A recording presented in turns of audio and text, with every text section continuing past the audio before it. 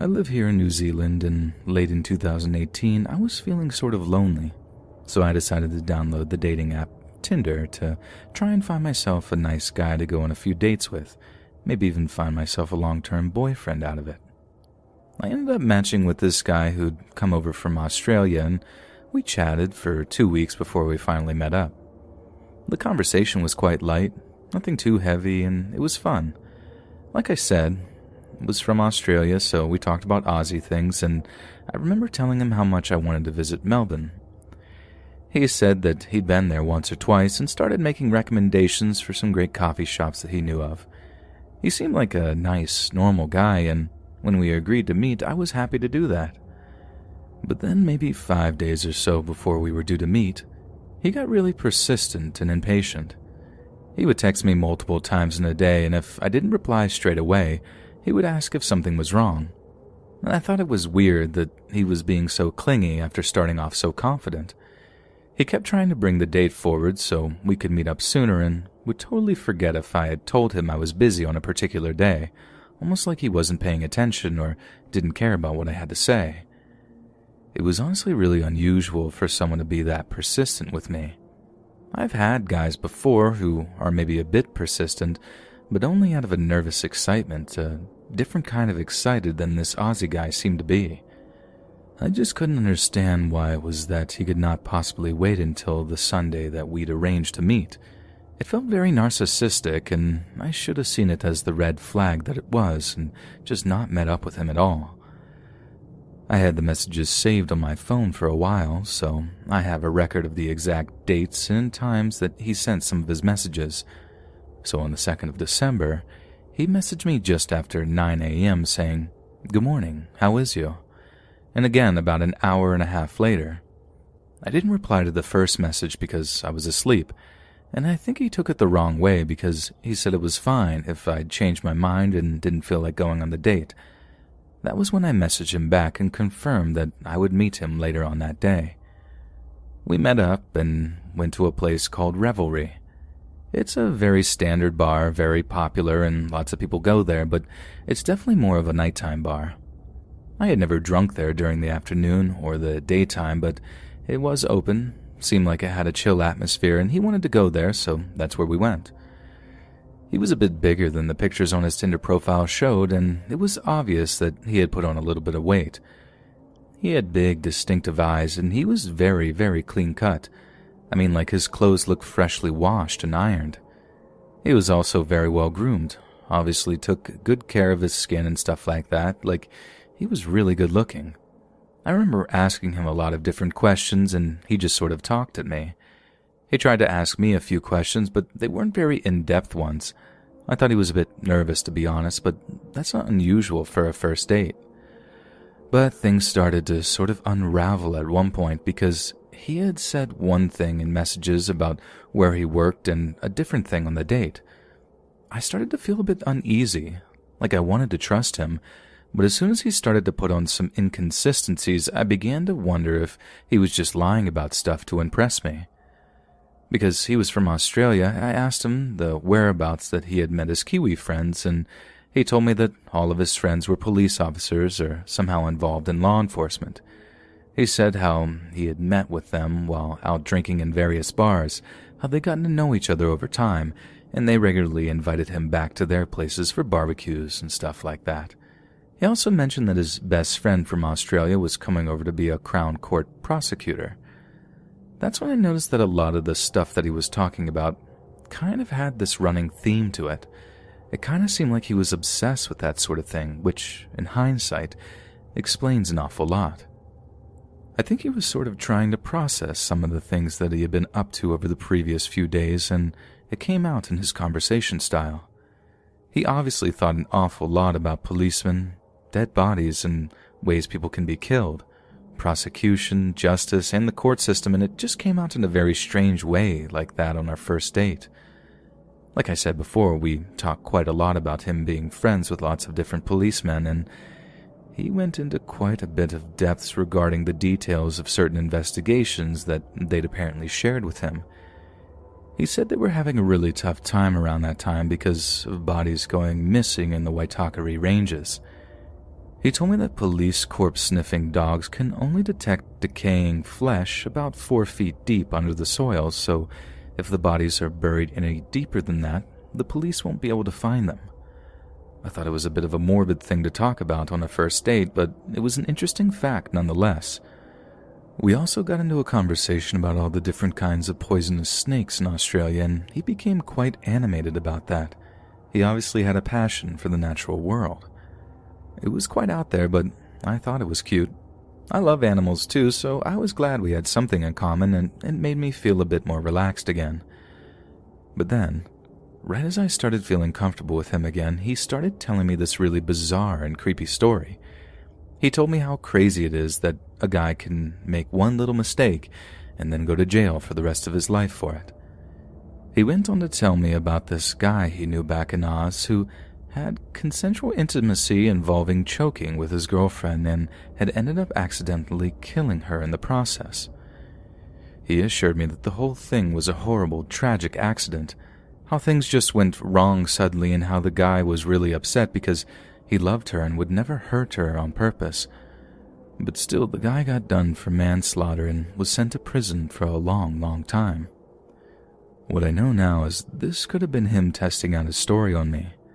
When he was able to see that I was a bit uncomfortable with what he was saying, he tried to change the subject so we could talk about more mundane things.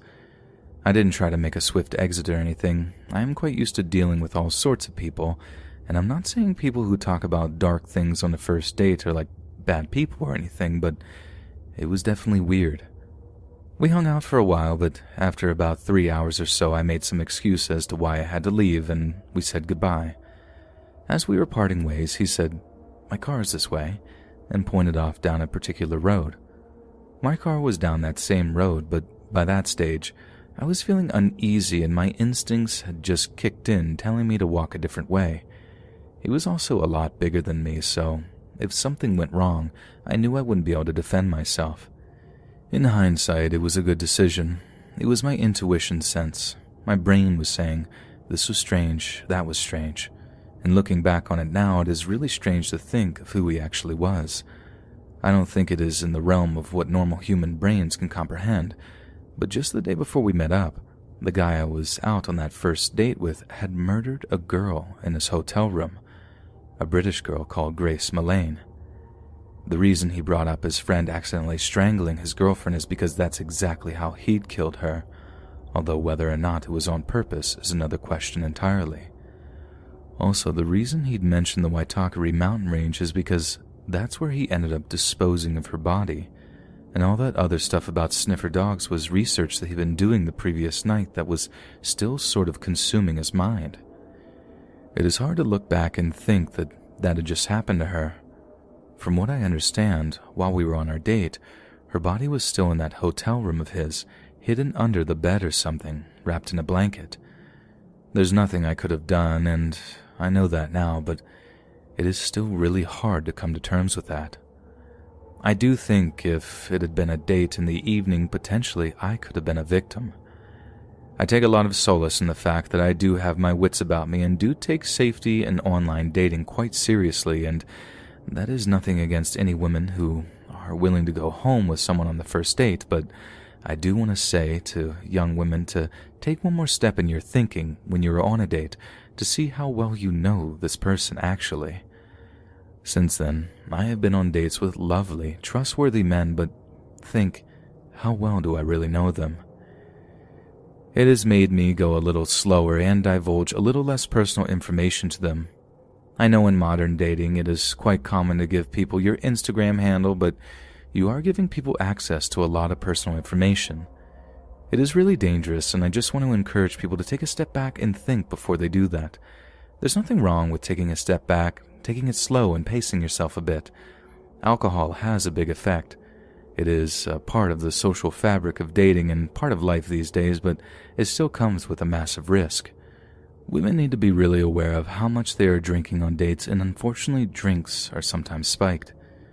We live in this world where people are still idealistic about how things should be on dates, but incidents like these take things back 10 or 20 years, where women are still having to grip their keys between their fingers or can't leave a drink on the table. we aren't as developed as we think we are in areas such as dating. Technology has got ahead of us. I think people are as they always are. I think with the advancement of technology, we thought we would become more refined, but we are just the same, but with new technology. I think the invention of dating apps is a wonderful thing, and I wouldn't want to live in a world without that, but I just wish for a world where women don't have to think about their safety all the time.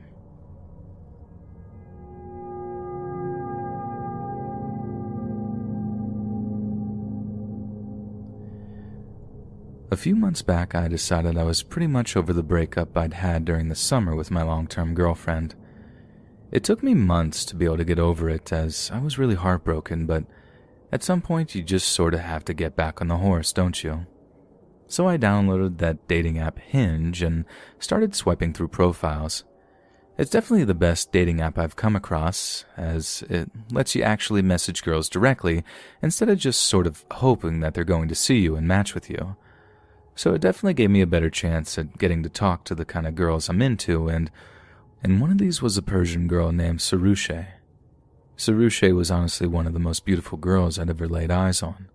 She had this big mess of wild dark hair that was dip-dyed blonde towards the ends, really high cheekbones, perfectly sculptured eyebrows, and some of the deepest, darkest, most alluring brown eyes I'd ever seen. She was simply stunning, and because she'd grown up in Tehran, the capital of Iran, I had something of an edge. You see, I speak a little bit of Farsi, the language they speak there, and I figured that might impress her if I told her as much, which it did, and boom. Only an hour or so later, I sent her my opener and we were chatting. She was an extremely busy person, and I was flattered when she said that she would make time to see me. So we arranged to meet for coffee over the weekend. She showed up to our date in her gym gear and apologized for being so underdressed, but could only make it after a scheduled workout with a personal trainer. But I didn't care at all. She looked absolutely smoking hot in her yoga pants. And we were having coffee, just kind of chatting about our lives, our interests, all that first date kind of stuff, when I look out of the big glass windows to see this dude leaning up against his car.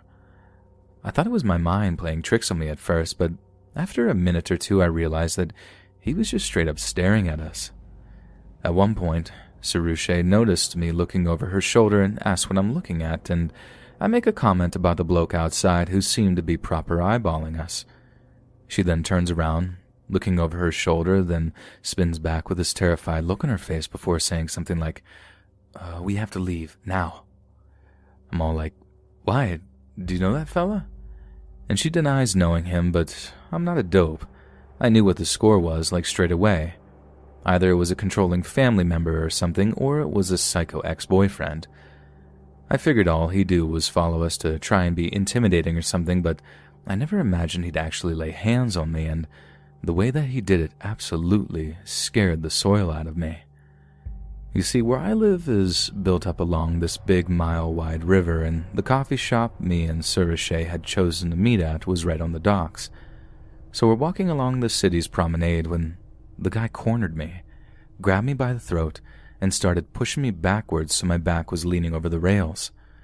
I tried to get him off, but this bloke was an absolute unit, and as much as I tried, there was no getting him off of me. And the thing about the river where I live is that it's got a really, really strong current. Like if you fall off of a boat or over the side of the prom, you can be in serious trouble as the current will suck you under the water, drown you, and then just drag you out into the Irish Sea. So the whole time he's threatening me, telling me to leave Sarushe alone, all this big macho masculine stuff. Sarushe is smacking him around the head, telling him to get off me, and all the while I'm thinking, if I go over the edge here, I'm a dead man. And I don't think he had any idea of it either. Like it didn't sound like he was from our city, as we have a very particular accent, which he just didn't have.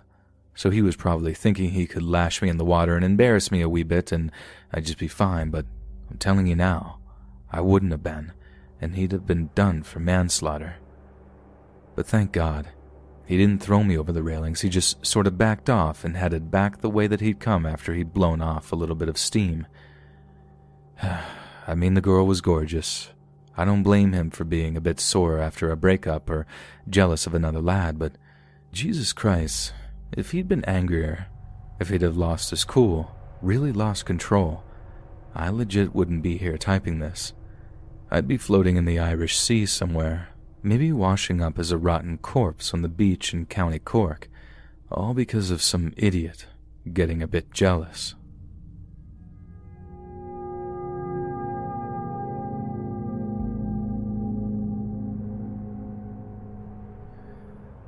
So before this whole lockdown thing happened and my dating life went to hell in a handbasket, I used to swipe through Tinder and Bumble quite a lot, looking for girls to hook up with.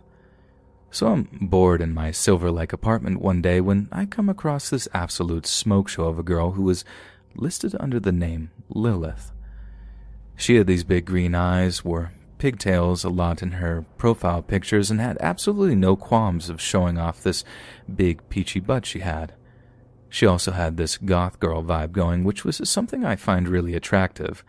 I mean, she was definitely not the kind of girl I'd bring home to mom, but that's not really what I'm looking for when I'm swiping, so naturally, I swipe right. Boom. We match. I think I actually let out this involuntary "no way" when the old "it's a match" text appeared, and kind of cynically told myself, nah, she's a bot, this isn't real. But yup, it was real, and she was so cute to talk to.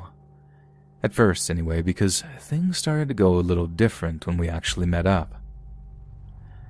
She worked at this coffee shop at the Getty and asked me if I wanted to pick her up after her shift so she could take me somewhere real special, which turned out to be the Museum of Death on Hollywood Boulevard.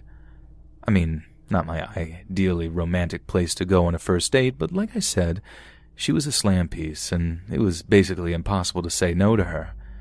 So it was decided, and after I picked her up, she kept it a mystery for a while, only telling me to drive her to Hollywood Boulevard before revealing where she actually wanted to go.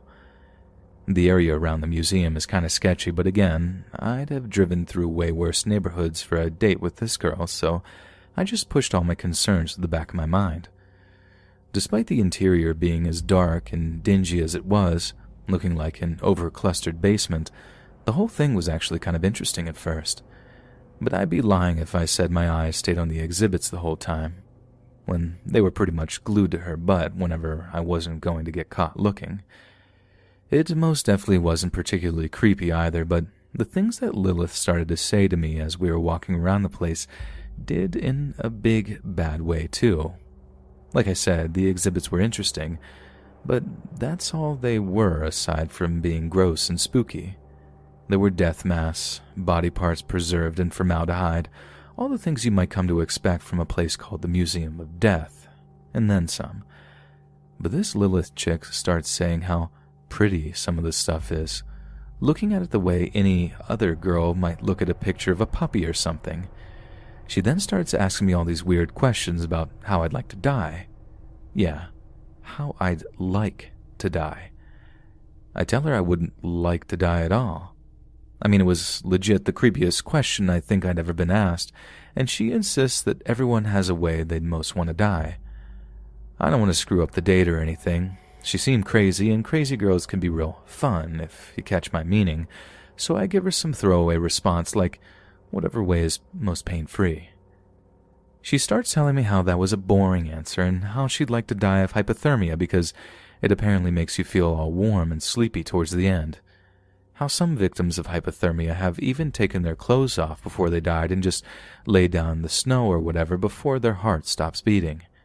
She also then gave me this long, in-depth speech about how taking another person's life would be better than even getting intimate, if you catch my drift.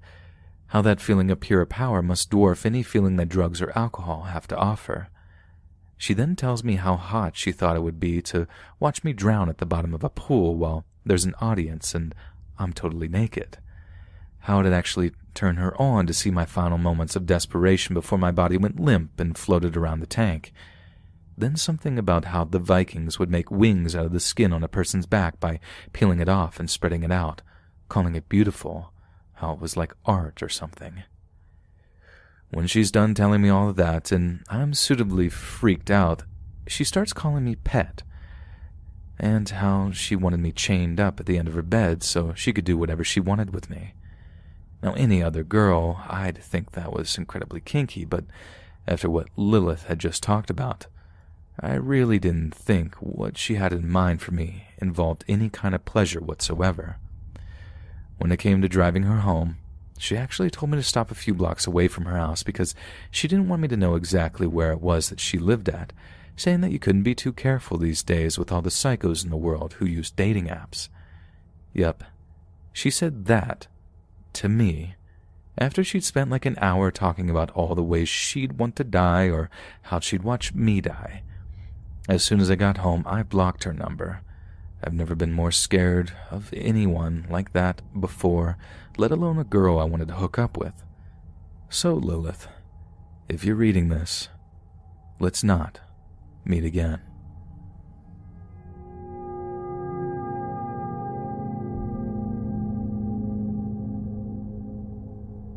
You might be able to describe 17-year-old David Faraday as the all-American boy. David was clean-cut, a good student, and a member of the Boy Scouts of America. He was also apparently something of a moral arbiter, having once confronted a marijuana dealer outside of his high school when the man had apparently been attempting to peddle the drug to members of the student body. After threatening to inform the police, the dealer was said to never have hung around the high school again. And although by today's standards we might consider this to be so-called snitch behavior, David was clearly simply trying to protect his fellow students from something he was concerned would affect their academic performance. He was a good person, with a good heart, and almost all of what he did came from a place of love. But like many boys his age, David found himself increasingly interested in the opposite gender, and there was one particular young lady that caught his attention over all others. Betty Lou Jensen was 16, a year younger than David, but she was incredibly popular, and her reputation as a charming, well-mannered young lady preceded her. She was also a very talented artist who took a great deal of interest in all things creative. It was at a local youth function that David got the chance to talk to Betty Lou, and his affection for her seemed to be entirely reciprocated. Betty Lou shared a great deal with him and even invited him to visit her after school so that he could walk her home. After a few weeks of wholesome teenage dating, something of a relationship began to blossom between the two bright-eyed young people. But all was not entirely well, as there was another boy who had his eye on Betty Lou, one who was not about to let David have her all to himself. He squared up to David when the young man was waiting outside of Betty Lou's high school, and although the confrontation didn't become physical, some pretty harsh insults were exchanged, and David was warned to stay away from his new girlfriend. Other boys might have been deterred by such a display of possessiveness and aggression, but not David. He was determined to secure his place as the only boy in Betty Lou's life, and so one afternoon on their way home from school, David asked Betty if she'd like to go on a date with him, their first date, and to his absolute elation, Betty Lou said yes. David racked his brain for a solid first date idea, and given that it was late December, decided that a great way to capture that festive romantic spirit would be to take Betty Lou to a local Christmas event. And being the gentleman that he was, he made a promise to her parents to have her back home by 11 p.m. at the very latest. Rumor has it that David and Betty were planning on attending the Christmas-themed party with a few other local high school students, but perhaps this was simply a cover to reassure the young girl's parents, because what we know for certain is that they ended up driving over to Lake Herman Road in David's Rambler station wagon, parking it up in quite a well-known spot that was known to many as Lover's Lane. The whole appeal of the spot near Lake Herman is that it was quiet and unfrequented by members of the public, hence why young couples might use it to gain some privacy for certain unsavory activities.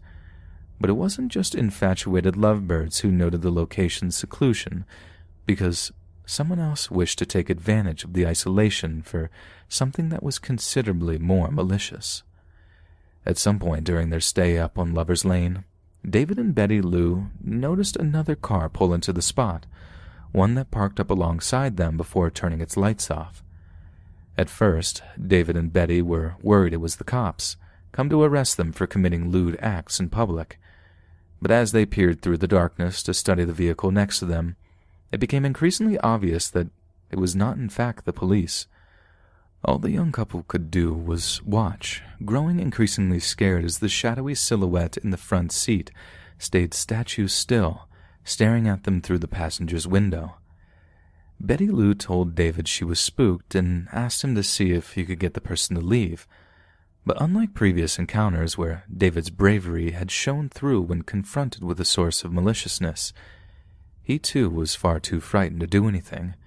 But as he prepared to start up the Rambler's engine so he could drive Betty Lou out of there, the driver of the other vehicle got out and approached David's side of the Rambler. David was transfixed, frozen in fear like a deer in a car's headlights, but when he saw the mysterious stranger pull out a pistol and aim it at his window, his flight response kicked into gear. Betty threw open the passenger side door, throwing herself from the Rambler before David followed suit. But neither kid was fast enough to outrun a bullet. The stranger fired once through the roof of the Rambler, then sprinted around the back to fire another shot at David through the vehicle's rear window.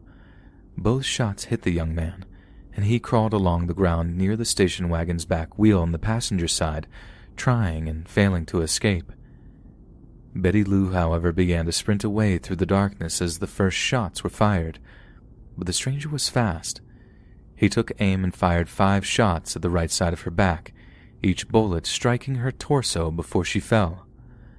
As she lay dying in the darkness, the killer turned his attentions back to David, pointing the pistol towards his head and pulling the trigger one last time, sending a bullet crashing into his skull just behind his left ear. Apparently, the killer then simply got back into his car and drove away into the night. Sometime later, someone who drove past the spot on Lover's Lane must have seen the bodies lying in the dirt and then rushed to call the police. David was still breathing when they arrived on the scene, but was completely unresponsive and was dead on arrival when he was finally taken to a nearby hospital for treatment.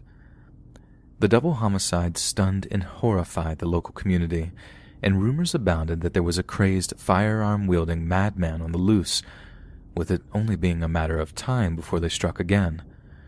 One of the first people contacted by the police as a potential suspect in the murders was the young man who had confronted David as a result of his own jealousies over his and Betty Lou's blossoming relationship. But it was discovered that this young man had a strong alibi for his whereabouts, meaning there was no way he could have been the mysterious, bloodthirsty stranger who pulled into Lover's Lane that night.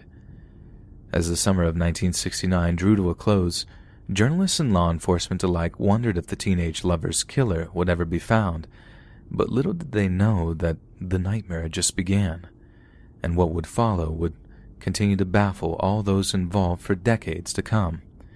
Because the man who took David and Betty Lou's lives that evening, the man who relentlessly fired bullet after bullet into the Rambler station wagon, would come to be known by a name that would echo through the annals of true crime all over the world: the Zodiac. Zodiac's identity remains a complete mystery even to this day. The killer's nickname originated from a series of taunting letters and cards sent to the San Francisco Bay Area press. These letters included 4 cryptograms based around a number of ciphers, one of which was recently solved by the FBI after over 50 years of research and study. We know for certain that the Zodiac murdered 5 people in Benicia, Vallejo, Napa County, and San Francisco in the 11 months spanning December of 1968 and October of 1969. It seems he preferred to target young couples, which is how he seemed to have come across David and Betty Lou while the pair were on their first date. Yet despite only 5 confirmed victims being attributed to the Zodiac, he once claimed to have murdered 32 other people, bringing his total body count to 37 victims. A killing spree that started with 2 young lovers, so excited to finally have some time alone together on their first date, never being able to imagine that it would end in such a brutal moment of painful finality.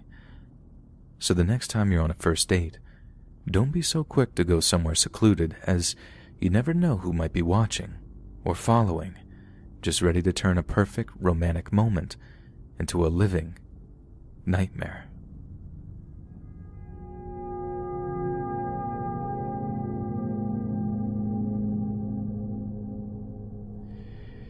Ingrid Marie Lynn was born on August 2nd, 1975, and spent the majority of her early years living in Tucson, Arizona, going on to graduate from Canyon del Oro High School.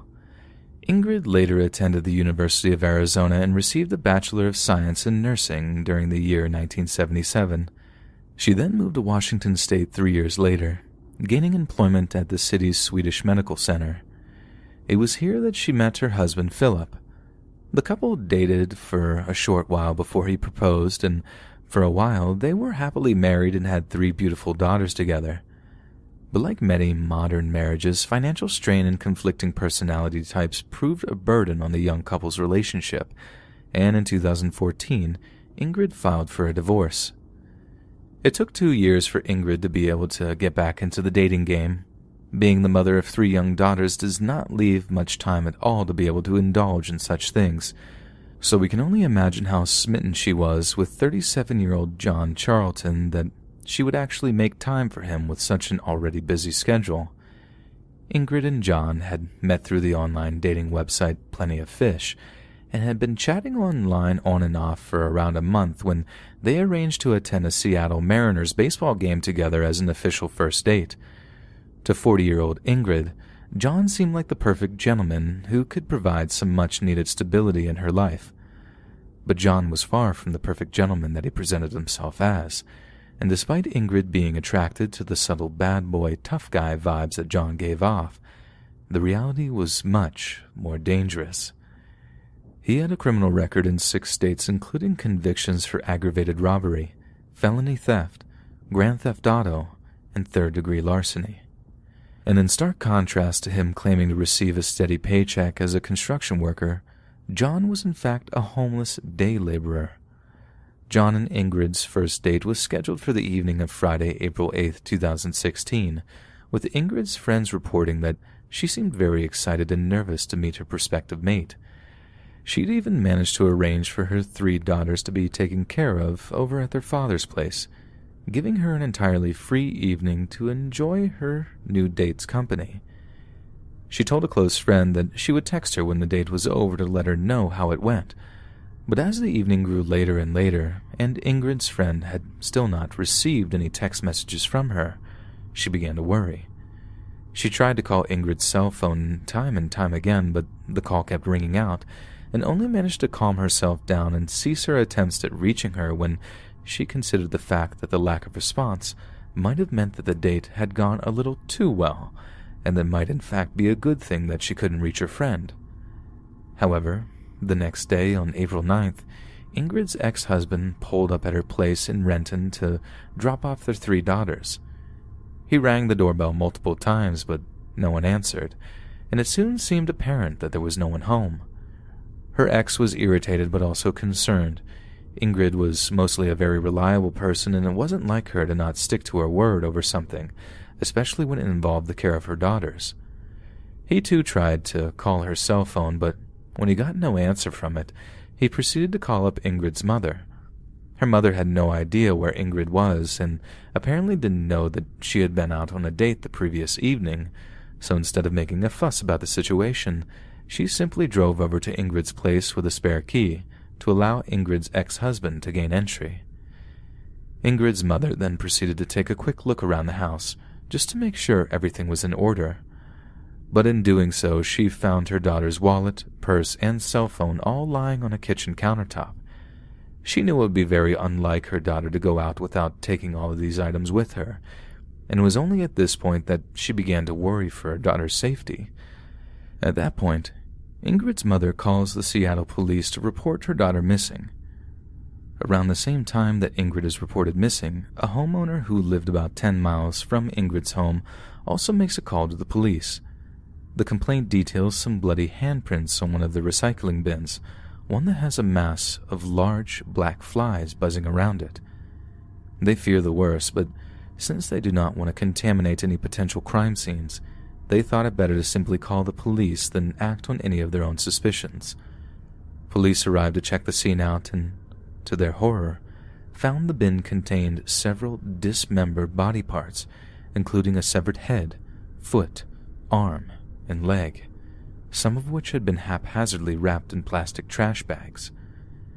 The police who then arrived at Ingrid's home searched the residence to find blood, human tissue, and a pruning saw in her bathroom, as well as trash bags identical to those in the bloody recycling bin just 10 miles away. It didn't take long for Seattle PD to put two and two together and work out that Ingrid had been violently murdered and cut up using the very pruning saw found in her bathroom. According to Ingrid's cell phone calls, John Charlton was one of the last people she had spoken to before going missing, so he was an obvious person of interest in the case. Police then tracked him down, and on April 11, 2016, he was arrested and charged with first-degree murder. Due to overwhelming evidence against him, his bail was set at a whopping $5 million, with a judge citing an overwhelming flight risk given his past convictions and his history of running from state to state to avoid court appearances. During his interview with investigating police, John opened with a statement, "I am not a normal person," a dark prelude for the confession to come. Although he initially tried to shirk responsibility of the murder by saying that he had a severe drinking problem, had previously dabbled in crack cocaine, and that on the night in question he had blacked out on a downtown Seattle sidewalk and woke up with facial injuries and cuts to his body, having no memory of the evening's events. Yet, John also said that he thought he remembered the two being intimate with each other, and that he assumed that she had driven him back to Seattle, where he then slept on the sidewalk. To the homicide detectives that questioned him, none of what John was saying added up, so it seemed like a no-brainer to push the case to be taken into a courtroom. At this trial, John initially pled not guilty to the charges put against him, but in the course of being cross-examined by state prosecutors and in the face of overwhelming evidence, he eventually changed his plea to that of guilty. At one point, the courtroom had heard that John's own parents had filed a restraining order against him 10 years prior, stemming from an incident on March 2nd of 2006. John's parents had returned home to find their son drunk at their residence in Thurston County, Washington, where he allegedly acted physically threatening and verbally violent for a couple of hours. His father, Raymond, wrote up the request himself, stating that during this time frame, he removed a movie from the DVD shelf called Hannibal, set the case in front of my wife, and told her she should watch it and beware. The horrific details of Ingrid's killing and dismemberment have fueled concern over the dangers of internet dating. Both experts in domestic violence and internet safety say the unfortunate truth is there's probably little that Ingrid could have done differently. She seemed to have kept John at arm's length for around a month before agreeing to meet, but still she fell for his lies and his charm and ended up paying for it with her life. In her case, the online dating piece is really almost irrelevant in what happened, said Cindy Southworth, founder of the Safety Net Technology Project at the National Network to End Domestic Violence. They could have met through mutual friends, and she could have still ended up dead. It's a terrifying concept that no matter what Ingrid could have done, she still would have ended up a victim of John Charlton's alcohol-fueled bloodlust. Even if she had ran a background check, that fact that most of his convictions were for non-violent crimes might not have even put her off dating him. That night in April of 2016 seemed like it could have been the beginning of the rest of her life with a man she could grow to love.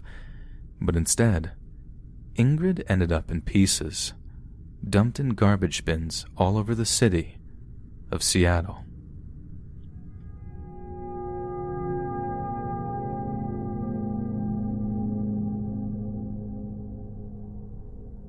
Ashley Nicole Pegram grew up in Somerville, a town of around 50,000 people in Dorchester County, South Carolina. Ashley was the mother of 3 small children, lived with her mother, and in 2015, she was just 28 years old when she met a guy named Edward Bonilla through a dating app known as Meet Me. 30-year-old Edward used the screen name eMoneyBon, and after he and Ashley matched, they began to use the messaging app Kik to stay in touch. They arranged to meet on April 3rd of 2015, and Ashley was extremely excited at the prospect of getting herself a long-term boyfriend.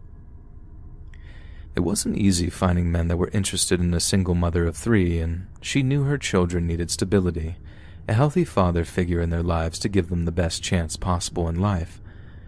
But the few hours before her first date with Edward were the last time she was ever seen alive. She didn't return from her date that evening, and she was reported missing shortly afterward.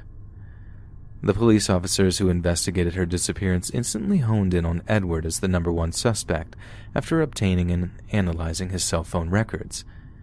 Then, during a subsequent police interview, they found that the questions they posed had his account of the date's events sounding suspiciously inconsistent. He tripped up so many times under the intense scrutiny that the police had the grounds to arrest him on initial charges of obstruction of justice, which would buy them the time they needed to search for evidence that he had murdered Ashley and disposed of her body. During the searches that followed, investigators managed to find traces of blood in the car that he owned, as well as around the places that he was staying. Subsequent analysis showed that the blood contained DNA that matched that of Ashley's, and Edward was formally charged with the young woman's murder. All that the police were lacking for an airtight case against him was Ashley's body. But while he was being held without bond in a local holding facility, police who were using corpse-sniffing dogs to scour an area of woodland just outside of Somerville managed to find what remained of her. She had been buried in a shallow grave, with injuries that were consistent with that of homicidal violence. Ashley's neck and wrists had been bound with electrical tape, and there were visible signs of blunt force trauma to the girl's face and head. The electrical tape around her neck was tied painfully tight too, suggesting Edward had used it to strangle her before bashing in her skull with a heavy object. A toxicology report found a large amount of alcohol and muscle relaxants in her bloodstream, the latter suggesting that she had been drugged so that Edward could have his way with her before he ended her life. A coroner attempted to confirm the suspicions of indecent assault, but Ashley's body was in such an advanced state of decomposition already that it proved impossible. Yet despite so much evidence against him, prosecutors were unable to establish a clear motive for the killing. However, they were able to establish his proximity to the victim on the night in question, with Edward's cell phone records placing him at Ashley's mom's house and near Harleyville on the night of their date. Investigators also looked at Ashley's Meet Me profile, as well as her Kik messages, and discovered that she and Edward had been chatting back and forth for months by that point. Prosecutors managed to find one of Edward's ex-girlfriends who willingly told the courtroom at his trial that he was more than capable of being forceful and violent, and how she had been forced to break up with him when he had physically threatened her on more than one occasion. The evidence against him was so compelling that Edward didn't dare deny that he'd murdered Ashley, and tried to fall back on a claim that it was simply an accident.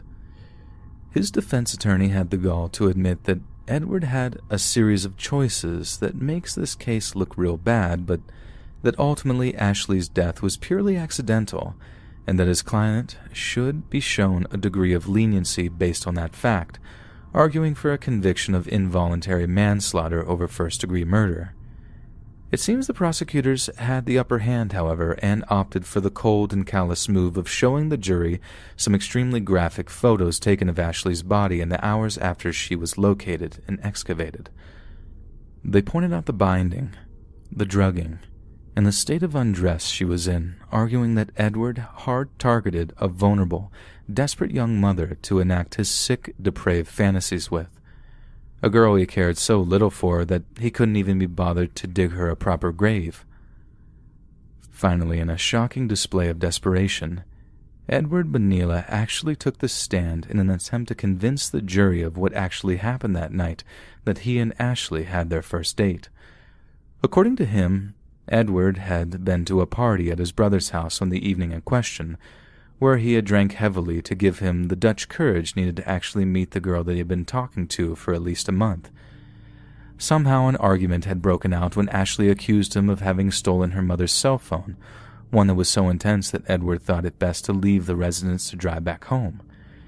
He got back into his car before he found that he needed to use the bathroom, and as he attempted to get back out, he accidentally stepped on the gas, lurched forward, and hit Ashley with his front bumper. This made an already ferocious Ashley explode with anger, and she began to violently kick and punch at the car's chassis. Edward claimed all he was doing was trying to defend himself and his property when he put her in a chokehold that was a little too tight, and was so scared that he didn't realize that he'd cut off her oxygen and killed her until it was way too late. It was only then that he was filled with panic and remorse, acting on pure animal instinct when he drove her body out into the woods and buried it in the shallow grave it was found in. But Edward also admitted under questioning that the electrical tape was present around Ashley's neck because he had taped a plastic bag around her head because it was bleeding and he didn't want to get blood on his upholstery.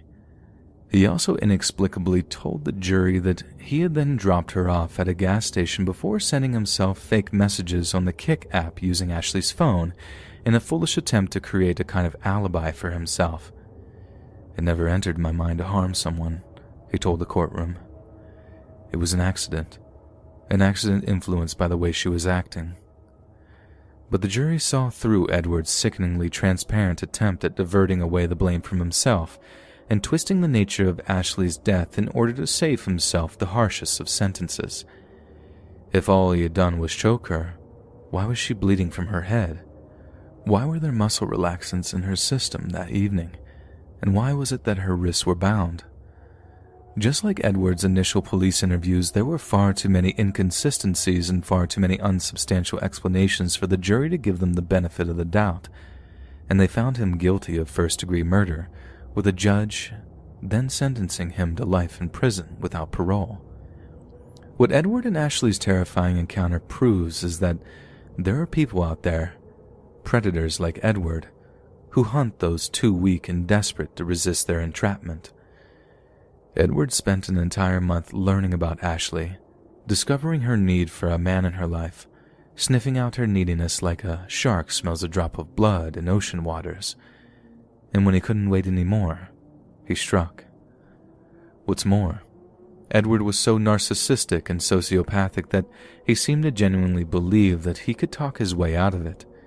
He actually seemed to convince himself that his peers would come to imagine the events of that date night in whatever way he painted them. We can only thank God that they didn't, and that they were able to see through his lies and put a violent, sadistic, and perverted predator where he belongs, in a jail cell, never to see the light of day again for as long as he lives. Hey friends, thanks for listening. Click that notification bell to be alerted of all future narrations.